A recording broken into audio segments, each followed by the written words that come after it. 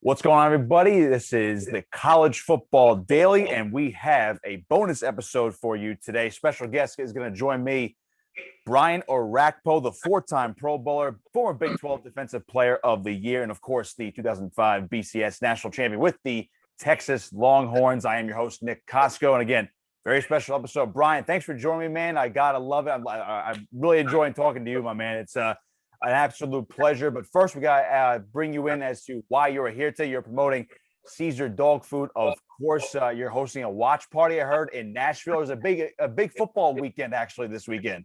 Yeah, absolutely.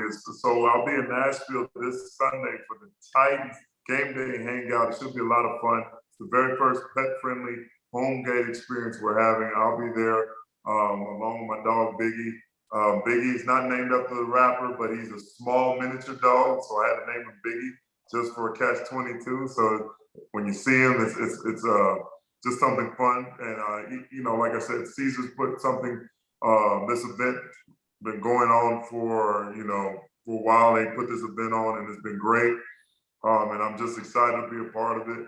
Again, normal Sundays, you're with your friends, you're with family members, things of that nature. I'm a big dog lover, and I wanted to kind of be a part of a brand that wanted to experience your traditional game days with your favorite pet. So again, it'll be on 6th and Peabody. It'll be this Sunday. Please follow the Tennessee Titans social media page, Twitter, along with Caesar.com for all your details to experience this as well. No doubt. All of our Nashville peeps are going to like that at 24/7 Sports as well. So please, I'm very happy that you join us on the College Football Daily as well, my man. So, I mean, you're a Texas alum, and obviously we have a high focus on college football. And there's a big college football game this weekend. Your Longhorns taking on the Oklahoma Sooners in the Red River Shootout. I got to ask you, man, what does that rivalry mean to you as a Texas alum? I mean, you're obviously a part of a big-time era of Texas football as well. Yeah, it means everything. That's still probably a highlight of my football career, whether that's from junior to the highs of the NFL. So just everything about that game, it symbolizes just rivalry, just hatred towards one another. It's crazy because a lot of players on OU are born from Texas. And then obviously with Texas, we have a lot of homeborn players as well. But just walking through that tunnel, one side burnt orange, the other side's crimson red. You hear boos, you hear cheers. You got fried everything at the state fair.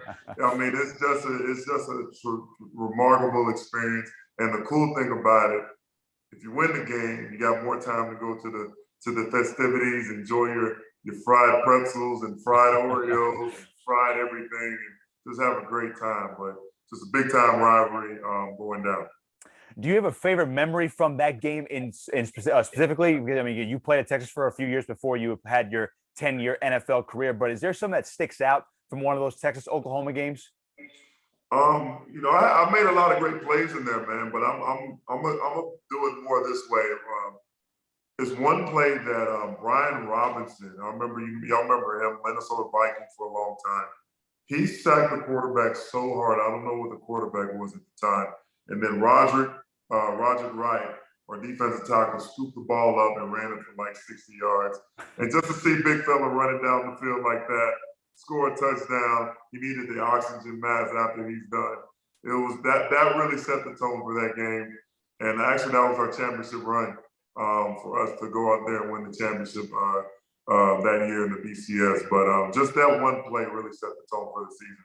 You got to love big man touchdowns for sure. And speaking of that national championship season, of course, a lot of Texas fans like to hang on to that, but there could be a new era of great Texas football coming up. And we'll dive into that in just a second, of course. But take me back to that national championship season because, again, everyone likes to pinpoint to that Texas USC game as one of, if not the greatest college football game ever played in the history of the sport, which is saying something considering the sport itself is over 150 years old. So take me back to that game and just the mindset you had and you guys going into that game, going against a team in USC that was, frankly, the dominant force at the time of college football. Yeah, that was actually the first year or one of the only years that the BCS actually worked, to be honest with you, because the two best teams are literally facing off against each other. And just that game itself, it was the Rose Bowl, USC, that's their home. I mean, so we're already in a disadvantage with the territory we're in. And just for all the talk leading up to that game, as UFC, they compete against NFL teams, and they got pro players at every position, and Texas doesn't have a chance. And we're gonna get blown out or whatever the case may be. But when you really stack those rosters together, side by side, I mean, it's literally neck and neck. We got elite players that played in the NFL as well at every position. Same with them. So we knew it was the state of Texas versus the state of California, two big football state programs. We knew it was going to be a dogfight, and it was. And it all came down to the end. But we got one lucky charm on our side that wears number 10. And doesn't get much better than having BY on your side. I was just about to ask you about Vince Young himself, and obviously a college football legend, had himself a long NFL career as well. But what was going through your mind during that final drive? Of course, you being a defensive star on that team, you had to sit on the sideline. You had to watch the offense go down the field. I mean, everyone must have been just so nervous and just hanging on tight to everybody else during that final drive. And obviously, he ends up scoring the game-winning touchdown, one of the more legendary moments of the sport. I mean, take me back to what was that sideline like watching that drive unfold, and ultimately you see Vince Young cross the goal line for the game-winning touchdown? Oh, it was unreal. It was unreal. It's probably one of the few times, maybe the only time, where I was the guys on the sideline, all the defensive players, we were fans of the game just watching. Like, we were literally like, we played in the game, but now we just turned into fans because we're just watching Vince and company just go to work and just dice the USC defense up. And we're literally just holding hands after every big play or every big catch or every big throw or run. We're literally holding hands, just praying that everything goes according to plan, that we all schemed up. And man, it was just remarkable to be a part of. Just to even, and I was a redshirt freshman at the time, just to even play in that game and be a part of it and contribute. And watching Vince and the rest of the guys go to work, man, it really set the tone for our program, because once those guys left, myself, a lot of the other young guys that got to experience that, we wanted this feeling again, and we wanted to carry this program into the future to represent those guys that did their thing on that field. So I always found it interesting because you were one of the young guys on that team, and a couple of years later, I mean, you spent a couple more years at Texas before you ended up going to the NFL. What was your frame of mind like going into your next couple of seasons with the Longhorns, knowing that, well, we already reached the mountaintop? Was it pretty much we have to do this again? Is there a different type of work ethic? I mean, what was going through your preparation, your day-to-day preparation, as you try to become a better college football player, ultimately trying to get to the NFL, knowing that you already reached the height of heights in college football? Well, we wanted to do it again, but with a new supporting cast. We wanted myself, along with Roy Miller, and now we got a new quarterback in Colt McCoy. We wanted to carry that torch. We wanted to keep Texas a part of one of the elite teams in college football, and we took it upon ourselves. We took it as a goal, as a task, as a motivation. Where the 05 team was special. It doesn't get better than that, but we wanted to surpass, if not be greater than that, with such low expectations. And we did that. We really did. We just could not win it at the end, unfortunately. But myself, Roy Miller, Colt McCoy, Quan Cosby, what the seniors did, we took it upon ourselves. Jordan Shipley, Chris Obanaya, we took it upon ourselves to make those guys, that Vince Young, Justin Blaylock, Michael Huck, we wanted to make those guys proud on what we were doing with this program when those guys were already in the NFL.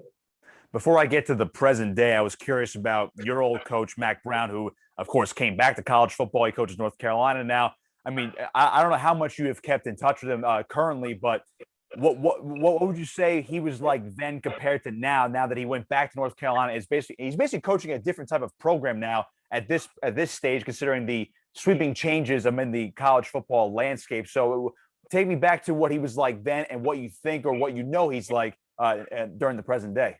Yeah, from what I see afar, he seems like he's the same Coach Brown. The guy is.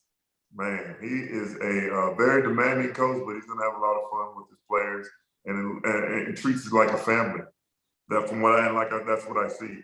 Talk to him periodically here and there, but just from what I see afar, with him dancing having fun with the guys, cutting it up. But when the cameras are off, very demanding coach that wants the best for his players and his coaches. You want to put everybody in position to be successful, but not just on the field, off the field as well. That's very important to him. And his enthusiasm to the game, what he brings, him and his wife, Sally Brown, Mrs. Sally Brown, I should say. But they know how to change the program. Same thing they did with the University of Texas back in 98, 99, whatever year that was. The same thing he's doing with North Carolina again. So definitely proud of him, what he's accomplished so far, and nothing but the best for the future of that program.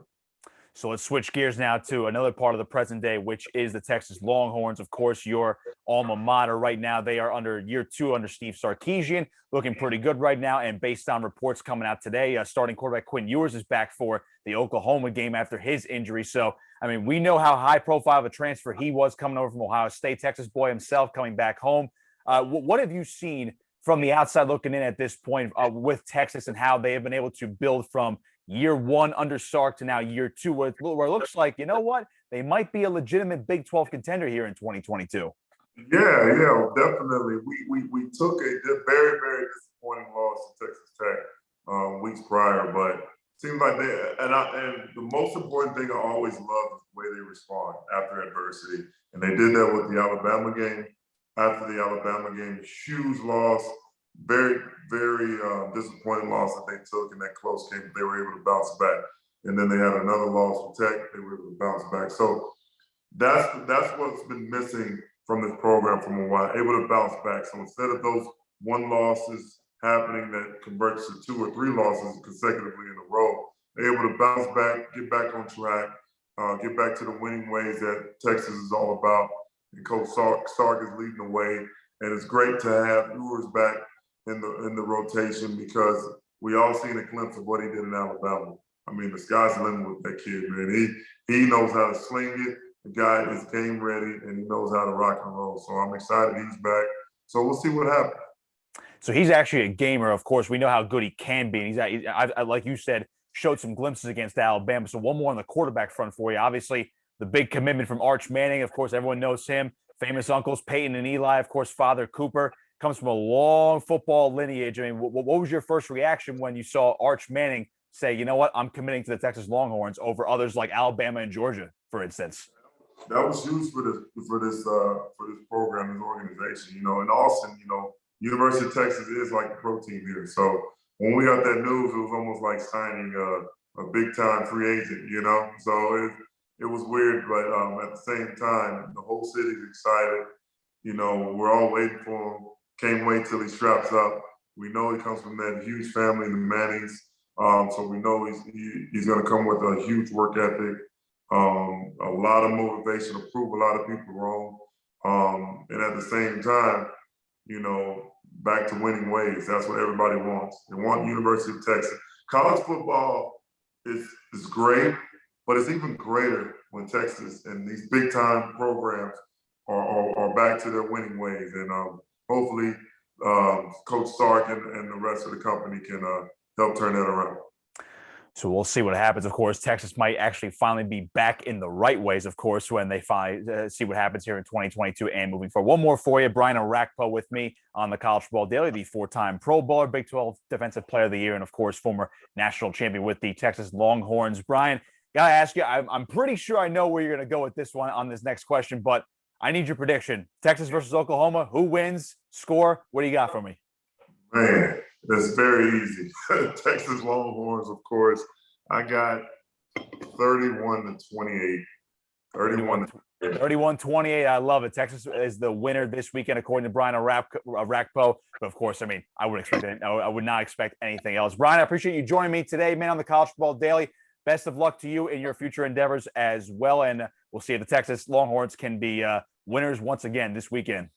Absolutely. I appreciate it. Thanks for having me. Also, check out the Titans social media page, Instagram, Twitter, for the event this Sunday with Caesar and our pet-friendly tailgate home game experience. Appreciate it. You heard the man. Brian Orakpo with me on the College Football Daily. You can follow me on Twitter, of course, at Nick Kosko 59. Be sure to like, share, and subscribe to this video on YouTube as well. And of course, check out our podcast wherever you might be listening to them, Spotify, Apple, or whatever the case may be. Once again, I am Nick Kosko saying so long. This has been the College Football Daily right here on 24/7 Sports.